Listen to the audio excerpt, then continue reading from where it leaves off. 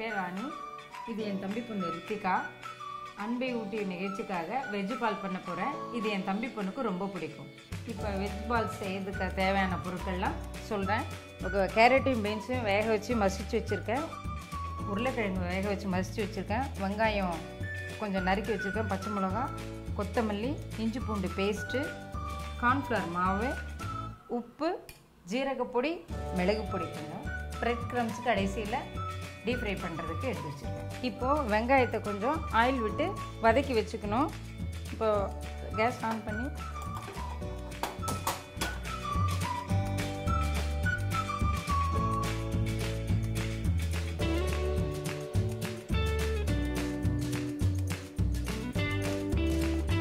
கொஞ்சம் நல்லா வதங்கினா போதும்.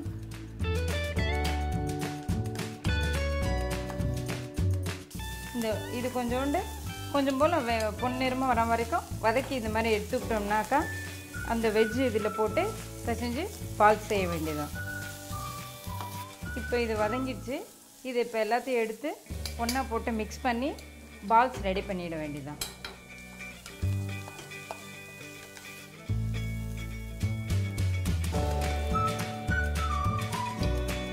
கொஞ்சம் சால்ட்டு டேஸ்ட்டுக்கு, கொஞ்சம் ஜீரகப்பொடி, கொஞ்சம் மிளகு பொடி,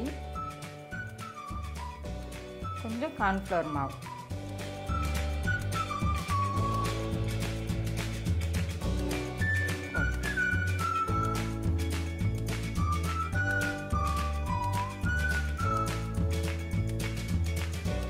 இது எல்லாத்தையும் போட்டு நல்லா மிக்ஸ் பண்ணிக்கிட்டு குட்டி குட்டியாக பால்ஸ் பிடிக்க வேண்டியது.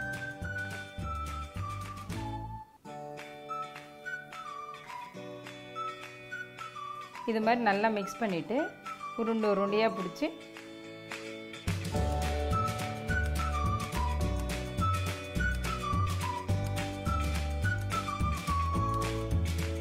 உங்களுக்கு எப்படி தேவையான உருண்டையோ அந்த மாதிரி உருண்டை பிடிச்சி வச்சுக்கலாம். பசங்களுக்கு தேவைன்ற ஷேப் கூட பண்ணிக்கலாம். இதில் அந்த மாதிரி பண்ணி உருண்டை பண்ணி வச்சுட்டு டீப் ஃப்ரை பண்ண வேண்டியதுதான். இந்த மாதிரி உருண்டை ரெடி பண்ணி வச்சுக்கிட்டு அதை எடுத்து இதில் பரட்டி டீப் ஃப்ரை பண்ண வேண்டியது. இப்போ அடுப்பை பற்ற வச்சு எண்ணெயை காய வைக்க வேண்டியது தான்.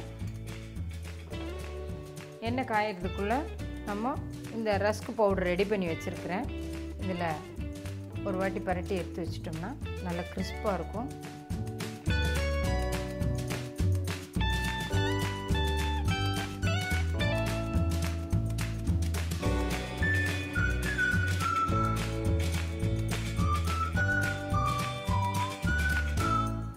இது மாதிரி எல்லா பக்கமும் ரஸ்க் மாவு படும்படியாக பரட்டி எடுத்து ரெடியாக வச்சுக்கணும்.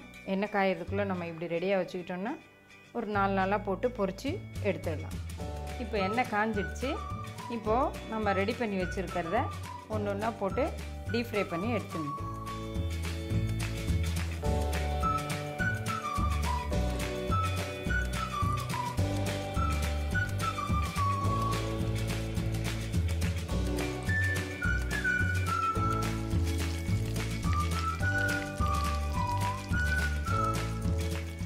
நல்லா கொஞ்சம் ப்ரௌன் கலர் ஆகிற வரைக்கும் பொரிச்சிட்டோம்னா எடுத்து அப்படியே சர்வ் பண்ணலாம். சூடாக ஏதோ சாஸ் வச்சு கொடுத்துடலாம். இப்போது நல்லா கிறிஸ்பாக பொரிஞ்சிடுச்சு. நம்ம எடுத்துடலாம். ஆல்ரெடி இது வேக வச்சதுன்றதால ரொம்பவும் நேரம் ஆகாது, சீக்கிரமாகவே இதாகிடும்.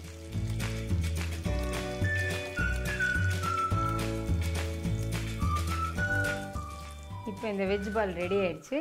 இப்போ இவளுக்கு இதை சாப்பிட கொடுக்குறேன்.